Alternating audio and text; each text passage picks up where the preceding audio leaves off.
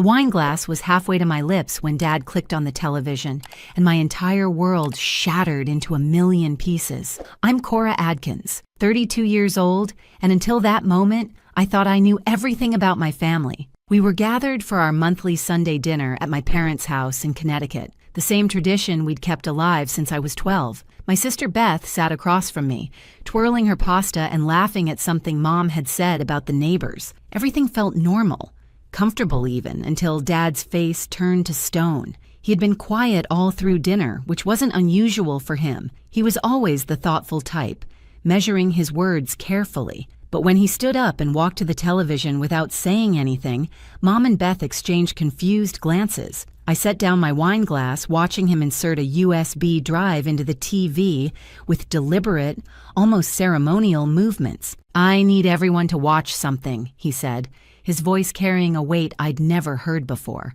The screen flickered to life, showing the familiar interior of First National Bank on Madison Street. The timestamp read 3 weeks ago, Tuesday, 2:47 p.m. "Dad, what is this?" Beth asked, her voice pitched slightly higher than normal. But Dad just raised his hand for silence. The security footage was crystal clear, showing someone at the teller window. The figure wore a baseball cap and sunglasses, but something about the way they moved, the tilt of their head, the gesture of tucking hair behind their ear, made my stomach drop. The teller counted out stack after stack of $100 bills. "That's our family emergency fund," Dad said quietly. $200,000, built up over 30 years. Your grandmother's life insurance, my bonuses, everything we saved for real catastrophe. He turned to look directly at me. "The account only you were supposed to have access to, Cora. The one you promised to protect." The person on screen turned slightly, adjusting their sunglasses, and in that moment, I saw it clearly. The birthmark on the neck, the way they favored their left hand, the nervous habit of touching their earlobe. My eyes shot to Beth, who had gone completely white, her wine glass slipping from her fingers and shattering on the hardwood floor. I started to say, but the words died in my throat, because the person on that screen looked exactly like me. Same height, same build, even wearing the jacket Beth had borrowed from my closet last month. But I knew with absolute certainty that I had never been to that bank, never touched that money. Mom stood up so fast her chair toppled backward. "Robert, what are you saying? What is this?" Dad's eyes never left mine. "I'm saying someone stole our entire emergency fund. Someone who knew about it, knew the account details, knew Cora's information." He paused, and in that pause, I heard it. Sirens getting closer. "I'm saying we've been betrayed by family." Beth's hands were shaking as she bent to pick up the glass shards. "Dad, there has to be an explanation. Maybe it's not what it looks like." "It's exactly what it looks like," he said, pulling out his phone to show bank statements. 23 withdrawals over 3 weeks. Different branches, different times, but always just under the reporting limit. Professional, calculated. The doorbell rang, followed immediately by firm knocking. "Police, we need to speak with Cora Adkins." My legs felt like water. This wasn't just about money. This was about trust, about family, about everything I thought I knew crumbling around me. As I walked to the door, I caught Beth's reflection in the hallway mirror. The look on her face wasn't shock or confusion. It was guilt, pure and undeniable. "Beth," I whispered, turning back to her. "What did you do?" 3 weeks before that horrible Sunday dinner, life had seemed perfect. I'd just gotten promoted to senior accountant at Morrison & Associates. Mom had recovered fully from her hip surgery, and Beth had announced she was finally going back to school to finish her nursing degree. We were the Adkins family, stable, successful, supportive of each other no matter what. The emergency fund had been Dad's idea after Grandma Rose passed away 5 years ago. She'd left a substantial life insurance policy, and Dad, ever the pragmatist, insisted we keep it as a family safety net. "You never know when disaster might strike," he'd said, entrusting me with the account access because of my financial background. It was supposed to be our shield against catastrophe, medical emergencies, house fires, the kind of life-altering events you pray never happen. I should have noticed the signs earlier. Beth had been acting strange for about 2 months, but I'd attributed it to stress about going back to school. She'd started working extra shifts at the restaurant, claiming she needed money for textbooks, When she showed up with a new designer handbag, she said it was a gift from her boyfriend Marcus. When her car suddenly had expensive new rims, she laughed it off as Marcus spoiling her again.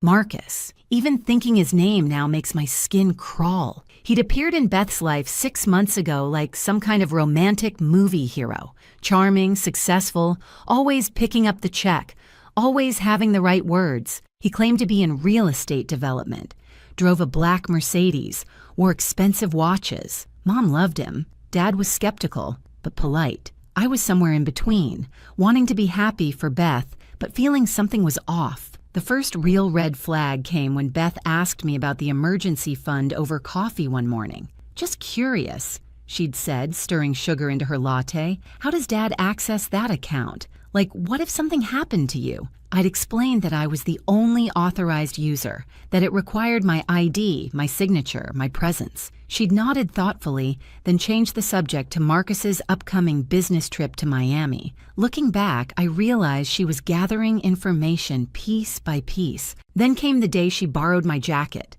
It was raining, she was running late for work, and her coat was at Marcus's apartment. Such a small thing, letting your sister borrow clothes. She returned it the next day, apologizing profusely for getting it wet. I hadn't thought twice about it until I saw that security footage. What I didn't know then was that Dad had already started his investigation. Being a retired bank manager has its advantages.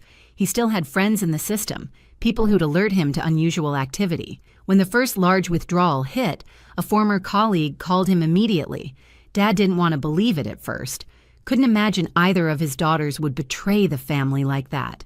So he'd started watching, gathering evidence, pulling security footage through his connections. He'd tracked every withdrawal, mapped out the pattern, noticed how the person always chose branches where the staff didn't know our family. He'd watched his own daughter, though he didn't know which one, systematically drain our safety net. The sophistication of it should have been my clue. Beth was smart, but she wasn't financially savvy. She could barely balance her own checkbook, always asking me for help with her taxes. This plan, with its carefully structured withdrawals just under federal reporting limits, its use of multiple branches, its timing to avoid pattern detection, this was someone else's design. Dad later told me he'd spent those 3 weeks in agony, trying to figure out which daughter had betrayed him. He'd tested us both in subtle ways. When he mentioned considering moving the fund to a different bank, I'd agreed it might be wise to diversify. Beth had gone pale and quickly changed the subject. When he'd casually mentioned that banks were upgrading their security systems to use biometric scanning, I'd been interested in the technology. Beth had excused herself to the bathroom and stayed there for 15 minutes. The police officers stood in our doorway like harbingers of doom, their expressions professionally neutral, but their eyes alert, taking in every detail of our family drama. Officer Patricia Brennan, a woman about Mom's age with kind eyes that missed nothing, asked if they could come in. Behind her, a younger officer held a tablet and a folder thick with documents. "Miss Adkins," Officer Brennan addressed me directly, "we need to ask you about some unusual activity on a bank account registered under your name."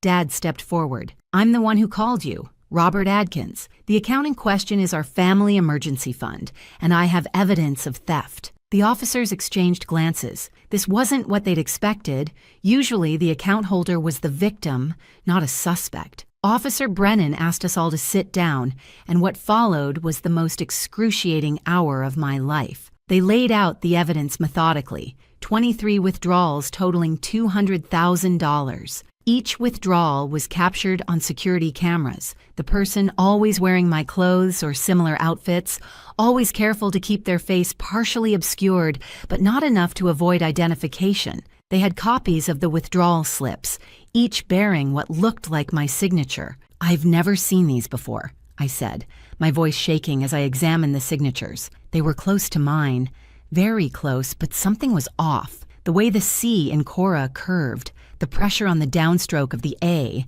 Someone had practiced my signature but hadn't quite perfected it. Beth hadn't said a word since the officers arrived. She sat curled into the corner of the couch, arms wrapped around her knees, looking smaller than I'd ever seen her. When Officer Brennan asked her if she knew anything about the withdrawals, she just shook her head, unable to meet anyone's eyes. The thing is, Officer Brennan continued, the banks have been upgrading their systems. The newer branches have better cameras, different angles. She pulled out her tablet, swiped to a new video.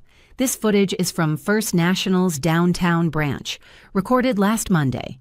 The video was HD quality, showing the person at the teller from a side angle the customer couldn't see. As they handed over the withdrawal slip, their sleeve rode up, revealing a tattoo on the inner wrist. A small butterfly with the initials BMA worked into the wing pattern, Beth Marie Adkins.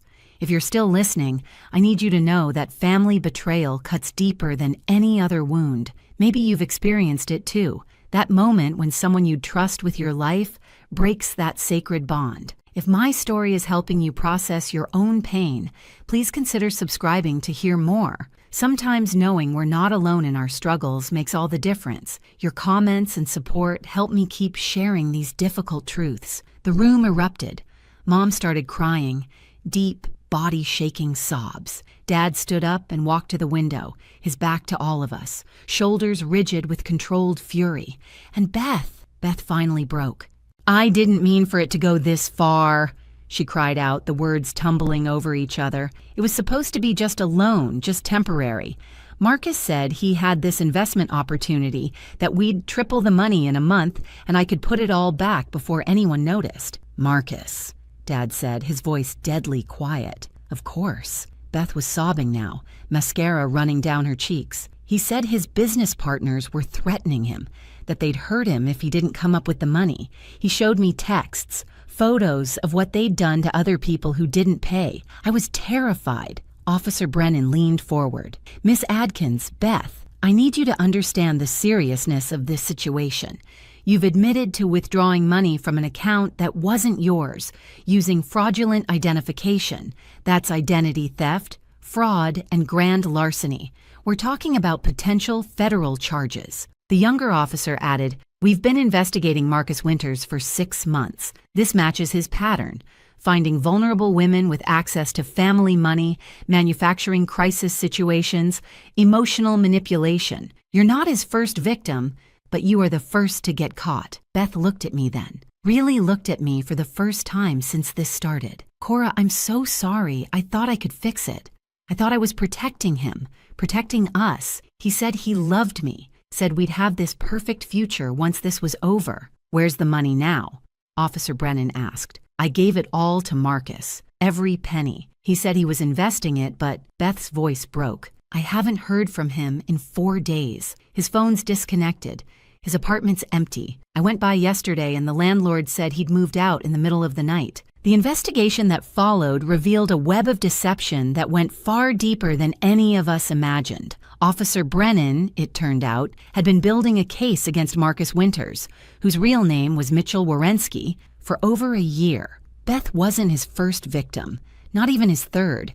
She was number 7 in a string of what the FBI called romance fraud schemes that had netted him over $2 million across 5 states. As we sat in the police station the next morning, Officer Brennan laid out the full scope of Marcus's operation. He had a team, a woman who helped him scout victims through social media, a tech guy who created fake investment portfolios and business credentials, even a makeup artist who'd helped Beth disguise herself as me for the bank cameras. "The birthmark," I said suddenly, remembering the security footage. "I have a birthmark on my neck. How did they..." Beth's face crumbled. "Marcus had his friend do it. Said it was for a costume party that he wanted to surprise you with how much I could look like you.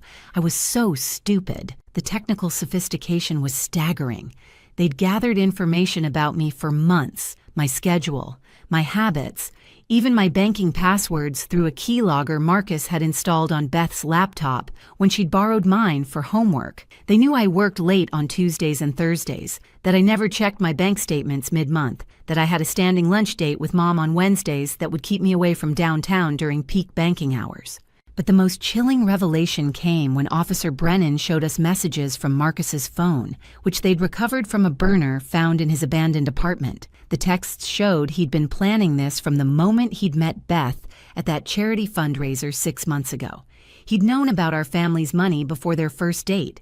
He'd researched us, found out about Grandma Rose's insurance policy through public probate records, identified Beth as the weak link through her social media posts about feeling inadequate next to her successful older sister. "I need to show you something," Beth said quietly, pulling out her phone with trembling hands. "I recorded some of our conversations. At first, it was because I wanted to replay them, to hear him say he loved me. But later I started feeling like something was wrong." She played a voice recording from 3 weeks ago. Marcus's smooth voice filled the room. "Baby, your sister won't even notice. She's got her big promotion, her perfect life. This is our chance to level the playing field. Don't you deserve to be happy too?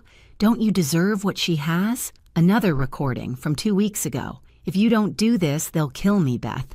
Is that what you want? You want to explain to your family how you let me die because you wouldn't help? Because you cared more about their money than my life?" And the last one, recorded just 5 days ago. "Stop calling me. It's done. You did great, baby. Give me a few more days to flip the investment and we'll be set. Trust me. Have I ever lied to you?" Dad's knuckles were white as he gripped the edge of the table. He studied us. He found our weakness and exploited it. Officer Brennan nodded. That's his pattern. He finds families with money, identifies the most emotionally vulnerable member, usually someone who feels overshadowed or underappreciated, and builds an elaborate fantasy around them. The crisis is always manufactured. The threat's always fake. But by the time victims realize it, the money's gone. "But we can get it back, right?" Mom asked desperately. "If you catch him." The silence that followed told us everything.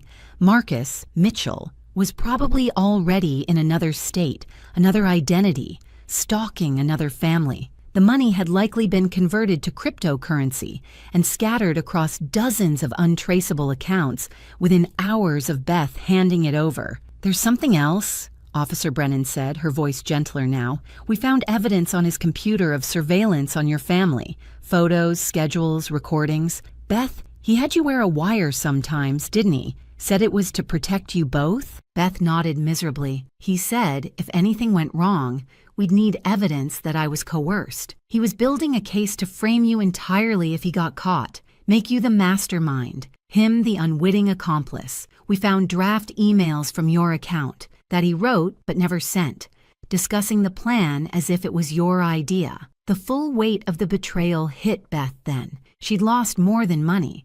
She'd lost her identity, her family's trust, her sense of self, and somewhere out there, Marcus was probably already charming his next victim, spinning the same lies, creating the same manufactured crisis. But then Officer Brennan said something that changed everything. "However, there might be a way to catch him. He's gotten comfortable, sloppy.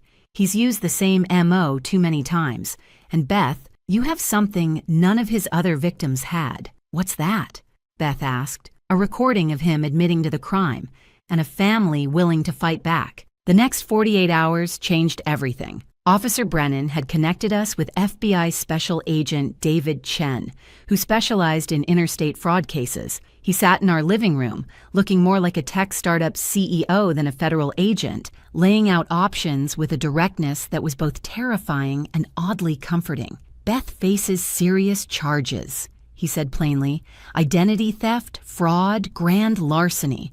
We're talking 5 to 10 years federal prison time." Mom gasped, reaching for Dad's hand. "However," Agent Chen continued, "if she cooperates fully, helps us catch Mitchell Wierenski, and testifies against him, we might be able to work out a deal. Probation, community service, restitution payments." The decision tore our family apart and put it back together in the span of a single evening. Dad wanted Beth to face the full consequences. Tough love, he called it. Mom couldn't bear the thought of her daughter in prison. And me? I was angry, furious even. But looking at Beth's hollow eyes, seeing how completely she'd been destroyed by this man's manipulation, I knew what we had to do. "We help catch him," I said firmly.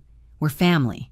We fix this together." That's when Agent Chen revealed something that made my blood run cold. They'd been monitoring Marcus's patterns, and he was already working a new target. A widow in Philadelphia named Sandra Morrison, whose husband had left her a $3 million life insurance policy. He'd met her at a grief support group just 2 weeks ago, already playing the role of a caring, wounded soul who understood her pain. "We can't let him do this to someone else," Beth said, her voice stronger than it had been in days. "I'll do whatever it takes." The plan was ambitious. Marcus had made one crucial mistake. He'd given Beth an emergency contact number, a phone he claimed was for absolute emergencies only. The FBI traced it to a burner phone that was still active, though he rarely turned it on. But when he did, usually once every 3 days for about 10 minutes, he checked messages. Beth would send him a message that would make him come back, not asking him to return, which would raise suspicions, but warning him that she was about to be arrested and might have to tell the police everything. She'd say she'd hidden some of the money, keeping it as insurance, and she needed to give it to him before the cops found it. "He'll know it's a trap," Beth worried. "No," Agent Chen said. "He'll think you're panicking, making stupid decisions. That's what he expects from you.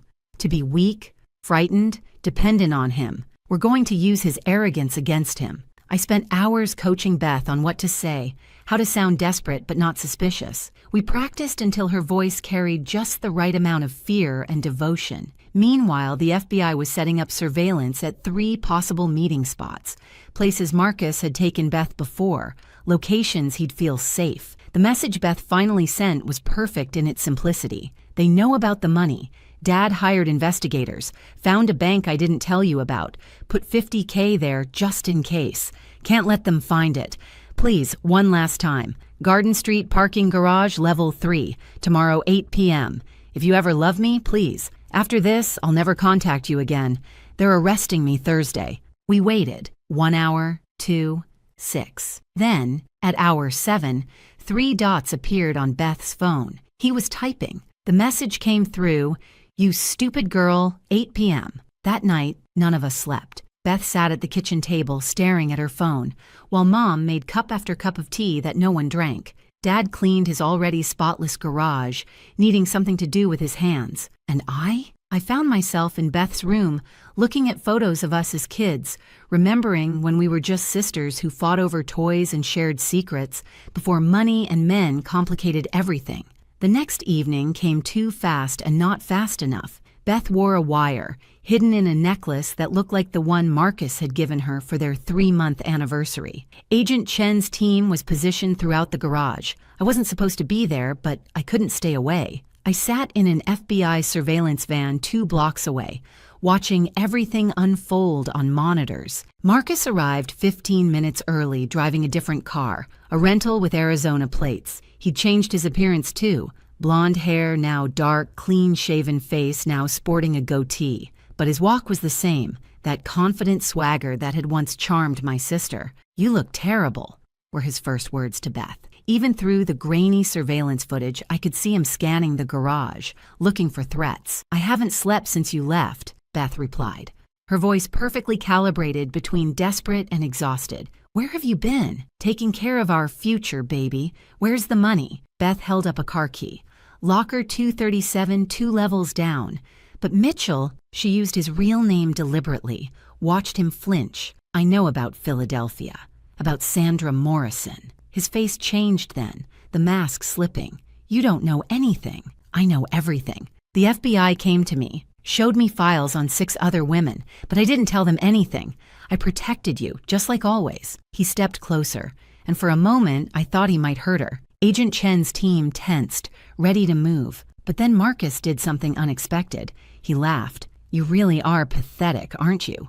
You think this is love? This was business, Beth. You were a mark, a easy score with daddy issues and an inferiority complex I could exploit." "I know," Beth said quietly. "I've known for a while, but I loved you anyway. That's why I'm giving you this chance to run. Take the money and go. Don't come back." He grabbed the key from her hand. "Finally, something smart from you." As he turned to leave, Beth said the code phrase that would signal the FBI to move. "I hope you find peace." The arrest was swift and decisive. Marcus tried to run but found every exit blocked. He dropped to his knees in the middle of the garage, and in that moment all his confidence evaporated. He looked like what he was, a small, desperate con man who'd finally run out of cons. The full scope of Marcus's operation unraveled over the following weeks like a cheap sweater. With his laptop seized and his network exposed, the FBI uncovered a massive fraud ring spanning 7 states. But the real shock came when they found his trophy files, detailed records of every con, every victim, every dollar stolen, like a serial killer, keeping souvenirs. Beth's case was file number 43. Agent Chen let us review parts of Marcus's notes about our family, though Mom couldn't bear to look. His initial assessment of Beth was clinical, cruel. Subject is 29, underemployed, living in sister's shadow. Parents clearly favor older daughter. Strong candidate for emotional manipulation. Estimated take 150, 300 KI based on probate records. But as the weeks had progressed, his notes changed. Beth had been more resistant than expected, asking questions, wanting to meet his business partners, suggesting alternatives to taking the family money. He'd had to escalate his tactics, introduce the threat narrative earlier than planned, even involve his team to make the threats seem real. "You fought him more than you realized," Agent Chen told Beth. "Most victims gave in within 6 weeks. You held out for 3 months. He had to work for this one." The FBI had set up a brilliant sting operation. The locker Beth had mentioned contained marked bills and a tracking device. More importantly, they'd found Marcus's real identity through an old arrest record from Nevada. Mitchell Warensky was actually Michael Warren Kowalski, a former insurance adjuster who'd learned exactly how much money grieving families received and decided he wanted his share. Sandra Morrison, the widow in Philadelphia, agreed to help after learning she was being targeted. She wore a wire to their next date, where Marcus was already laying groundwork about his sick mother needing experimental treatment. The recording of him using the exact same phrases he'd used on Beth, "You're different from other women. I've never felt this connection before. My mother would have loved you," was painful to hear. During the trial preparation, more victims came forward. Jennifer from Austin, who'd lost her divorce settlement. Maria from Chicago, whose father's inheritance disappeared. Ashley from Seattle, who'd emptied her children's college funds. Each woman told the same story. A charming man who understood their pain, a crisis that needed immediate action, money that vanished along with him. But the most dramatic moment came when Marcus's partner, the woman who'd helped scout victims, flipped on him for immunity. Diane Frost was a former actress who'd met Marcus when he'd conned her dying grandmother. Instead of turning him in, she joined him, becoming his scout and sometime accomplice. She provided receipts, recordings, even videos of Marcus laughing about his stupid marks and planning his next score. He called it therapeutic theft, Diane testified, said these women needed to learn they couldn't trust everyone, that he was doing them a favor by teaching them a lesson. He'd actually get angry if anyone suggested the victims were truly hurt, insisted they were all rich anyway, that they'd be fine. Our family attended every day of the trial. Beth testified for 3 hours, detailing the manipulation, the lies, the gradual erosion of her self-worth, until giving him the money seemed like the only way to save everyone. When the prosecutor asked why she'd stolen from her own family, she broke down. "Because he made me believe they didn't really love me anyway, that I was the disappointment, the failure. He said taking the money was just making official what everyone already knew, that I didn't deserve to be part of a successful family. And after years of feeling like I wasn't good enough, part of me believed him." That testimony led to something unexpected. 3 jurors approached the prosecutor during a break, sharing their own stories of family members who'd been conned by romance scammers. The prosecutor later told us it was the first time she'd seen jurors cry during a fraud case. Marcus was convicted on all counts: wire fraud, identity theft, conspiracy, money laundering. The judge, a stern woman who'd seen every type of criminal in her 30-year career, had harsh words during sentencing. "Mr. Kowalski, you didn't just steal money. You stole trust, love, hope. You identified vulnerable people and exploited their deepest insecurities. You turned family members against each other. This court sentences you to 25 years federal prison, with no possibility of early release." As they led him away, Marcus turned to look at Beth one last time. I expected to see hatred or anger in his eyes. Instead, there was nothing, just the empty stare of a man who'd never felt a genuine emotion in his life. The months following Marcus's conviction were harder than the trial itself. The adrenaline of catching him had worn off. leaving us to face the wreckage he'd left behind. $200,000 doesn't just disappear without consequences. Dad had to come out of retirement, taking a consulting position at his old bank. At 65, he was working 50-hour weeks again. His dreams of traveling with Mom indefinitely postponed. Mom sold her beloved grandmother's jewelry collection, pieces she'd planned to pass down to Beth and me. The house needed a new roof that year. That fund was gone. Mom's planned knee surgery, postponed indefinitely. Beth's legal troubles were far from over. Though the federal prosecutor had recommended leniency, the state had its own charges. She pled guilty to identity theft and fraud, receiving 5 years probation, 2,000 hours of community service, and was ordered to pay restitution, $50,000 over 10 years.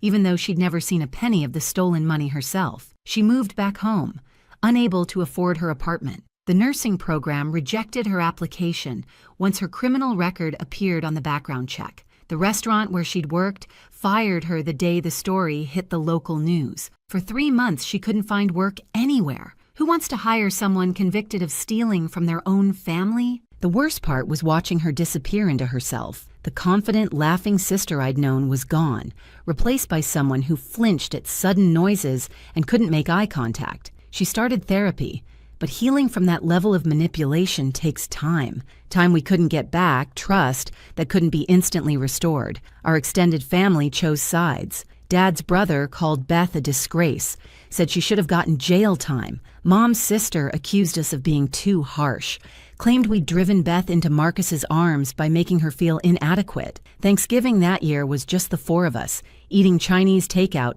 because nobody had the energy to pretend everything was normal. I struggled with my own anger. Some days I'd see Beth helping Mom with dishes, looking so broken, and my heart would ache for her. Other days, I'd remember standing in that police station being accused of theft, watching Dad's retirement disappear, and the rage would burn so hot I couldn't be in the same room as her. The turning point came in February, 5 months after the trial. I came home from work to find Beth in the garage, going through old boxes.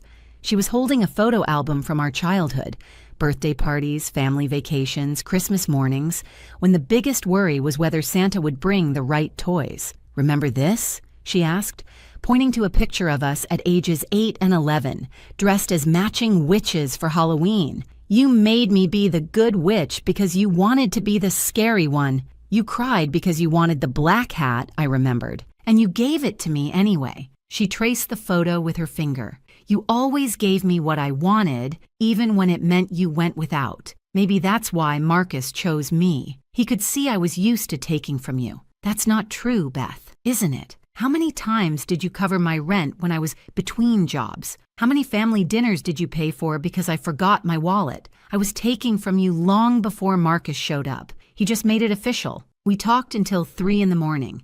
Really talked for the first time since everything happened, about the pressure of being the responsible older sister, about the burden of being the family disappointment, about how Marcus had weaponized our insecurities against us, turning love into leverage. "I don't know how to fix this," Beth admitted. "I can't give back what I took. Not just the money, the trust, the security, Dad's retirement, your peace of mind.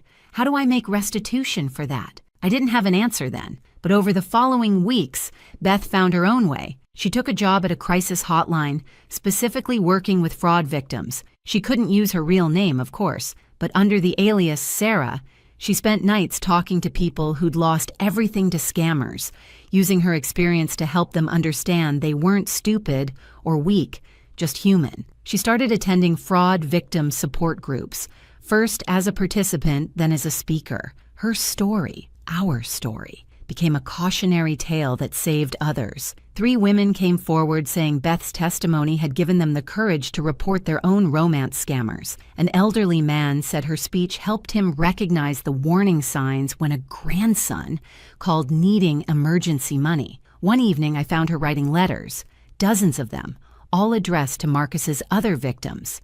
"They deserve to know someone understands," she explained, "that someone else fell for the same lies, believed the same promises. They need to know it wasn't their fault." Some victims wrote back. Jennifer from Austin said Beth's letter was the first time she'd felt understood since losing her money. Maria from Chicago shared that she'd attempted suicide after Marcus disappeared, but Beth's words reminded her that surviving was its own form of victory. It's been 18 months now since Dad turned on that television and our world imploded. 18 months of therapy, family counseling, legal battles, and slow, painful healing. We're not the same family we were before. We never will be, but maybe that's not entirely a bad thing.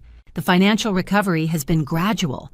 The FBI recovered exactly $0 of our stolen money, but the Victims' Compensation Fund eventually paid out $30,000. Dad's consulting work has been extended for another 2 years, and he's discovered he actually enjoys mentoring young bankers. Mom started selling her quilts online, turning a hobby into a small but steady income stream. Every dollar helps. Beth lives in a small studio apartment now, 5 blocks from our parents' house. She works full-time at a nonprofit that helps fraud victims navigate the legal system, making barely above minimum wage, but finding purpose in the work. In the evenings, she studies for her paralegal certification online, determined to understand the law that both prosecuted and protected her. She's paid back $12,000 so far, every payment accompanied by a handwritten note to Dad, detailing how many hours she worked for that money. Dad saves every note in a folder marked Redemption, though he thinks we don't know about it. Our relationship is complicated but real. We have coffee every Saturday morning, a new tradition that started as court-ordered family therapy homework and evolved into something we both need. Some Saturdays, we laugh about old memories. Others, we sit in silence, the weight of everything between us. But we show up. That's what matters. The surprise revelation came 6 months ago when Dad finally admitted he'd known more than he'd let on. He'd actually discovered the theft 2 weeks before that Sunday dinner, but had spent that time investigating, making sure he had the complete picture before confronting us. "I needed to know if you were in on it together," he admitted to me one evening. "If both my daughters had conspired against me, those were the worst 2 weeks of my life, suspecting you both, trusting neither. Why didn't you just ask me? Because if you were involved, you'd lie. And if you weren't, you'd try to protect Beth." I needed the truth more than I needed comfort. He'd also done something else during those 2 weeks, hidden away $50,000 from another account, moving it somewhere even I didn't have access to. Insurance, he called it. I learned my lesson about keeping all our eggs in one basket. That hidden money became the down payment on keeping our family home when Mom's medical bills started piling up. Dad's foresight, born from paranoia and pain, ended up saving us from complete financial ruin. The most unexpected development came last month. Sandra Morrison, the widow Marcus had been targeting when we caught him, reached out to our family. She'd followed the trial, watched Beth testify, and been moved by our story. As a therapist specializing in trauma recovery, she offered to counsel Beth pro bono. "Survivors helping survivors," she called it. "Your daughter's bravery saved me from losing everything. This is how I pay it forward." Their sessions have transformed Beth in ways our family therapy never could. There's something about talking to someone who was almost in your shoes, who Marcus had marked as his next victim, that creates a unique understanding. Sandra doesn't minimize what Beth did, but she also doesn't let her drown in shame. "Shame keeps you stuck," I overheard Sandra telling Beth once. "Guilt can motivate change, but shame just paralyzes. You're not a bad person who did a bad thing. You're a person who made terrible choices under extraordinary manipulation. Now you get to choose who you become next." Last week, something remarkable happened. A young woman called the Fraud Victim Hotline, where Beth volunteers, crying about a boyfriend who needed money for his mother's cancer treatment. Beth recognized the pattern immediately. The urgency, the emotional manipulation, the isolation from family who wouldn't understand. Beth spent 3 hours on the phone with her, gently walking her through the red flags, sharing her own story, helping her see the truth. The next day, the woman called back. She'd confronted the boyfriend, who'd immediately disappeared. Her family's savings, $40,000, were safe. "You saved them," Beth's supervisor told her. "Your story, your pain, saved an entire family from going through what yours did." Beth called me crying after that shift. the first happy tears I'd seen from her in 2 years. "Maybe this is why it happened to me," she said, "so I could stop it from happening to others. I don't believe everything happens for a reason. That's too neat, too clean for the mess Marcus left behind. But I do believe we can create meaning from our pain, purpose from our mistakes." Beth made a terrible decision that cost our family everything, but she's spending every day trying to balance that ledger, one saved family at a time. The money's gone. We've accepted that. Dad will work until he's 70. Mom's traveling dreams are reduced to day trips. My own savings were depleted covering family expenses during the worst months. But we're still here, still a family, still showing up for each other even when it's hard, especially when it's hard. Marcus is serving his 25 years in federal prison. He's tried to appeal twice, both times denied. Diane Frost, his accomplice, served 6 months and now works with the FBI to identify romance scammers. She sent Beth a letter once, apologizing for her role, explaining how Marcus had destroyed her life too before recruiting her. Beth never responded, but she kept the letter. "Evidence that monsters can reform," she called it. The truth about trust is that once broken, it's never quite the same when repaired. It's like a vase that's been shattered and glued back together, functional, possibly even beautiful, but you can always see the cracks if you look closely enough. Our family is that vase now, held together by forgiveness and determination rather than naive faith. But here's what I've learned. Sometimes the repaired version is stronger than the original. We don't trust blindly anymore. We ask questions, verify stories, protect ourselves while still choosing to love. Beth says she'll never trust another romantic partner the way she trusted Marcus. And maybe that's not a bad thing. That kind of blind trust is dangerous.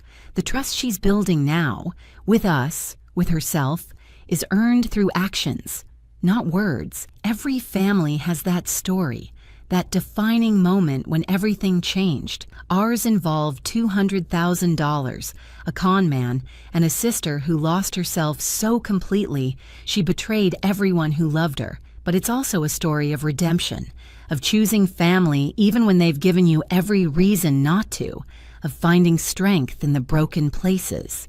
If you've made it this far in our story, you understand that family isn't just about blood or happy memories. It's about showing up when showing up is the hardest thing in the world. It's about forgiveness that doesn't erase the past, but makes room for a future. It's about learning that love and trust aren't the same thing, and you can have one while rebuilding the other. The emergency fund is gone, spent on a lesson we never wanted to learn. But we're still here, still fighting, still choosing each other every day. And maybe, in the end, that's worth more than any amount of money. Beth volunteers 4 nights a week now, has saved 7 families from scammers and counting. She'll never replace the $200,000, but she's protecting millions in other people's money. She calls it her penance. I call it her purpose. Last Sunday, we had our monthly family dinner again. Beth made her famous lasagna, Dad opened a bottle of wine he'd been saving, and Mom told embarrassing stories from our childhood. For a few hours, we were just a normal family, one that happened to have an extraordinary story of loss and redemption. As Beth was leaving, she hugged me and whispered, "Thank you for not giving up on me." I hugged her back, tighter than I had in years. That's what family does, and that's the truth. Not the Facebook perfect version of family, but the real, messy, complicated truth.